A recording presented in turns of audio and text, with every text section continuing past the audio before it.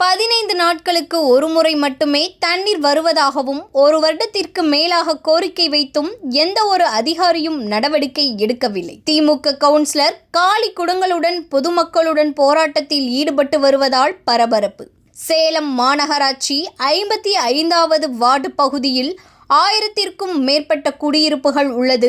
இந்த பகுதியில் 15 நாட்களுக்கு ஒருமுறை மட்டுமே குடிநீர் விநியோகம் செய்யப்படுவதாகவும் 1 மணி நேரத்தில் தண்ணீர் நிறுத்திவிடுவதால் அந்த பகுதி மக்கள் தண்ணீரின்றி அவதிப்பட்டு வருகின்றனர். இது குறித்து அந்த வார்டு கவுன்சிலர் தனலட்சுமி சதீஷ்குமார் திமுக கவுன்சிலர், இவர் மாநகராட்சி மேயர் மற்றும் ஆணையர் மண்டல குழு தலைவர் என பலரிடம் 1 வருடத்திற்கு மேலாக கோரிக்கை வைத்துள்ளார். ஆனால் அதிகாரிகள் எந்த ஒரு நடவடிக்கையும் எடுக்காத காரணத்தினால் இன்று மாலை 55வது வார்டு திமுக கவுன்சிலர் தனலட்சுமி சதீஷ்குமார் காலி குடங்களை தலையில் வைத்து பொதுமக்களை திரட்டி போராட்டத்தில் ஈடுபட்டார்.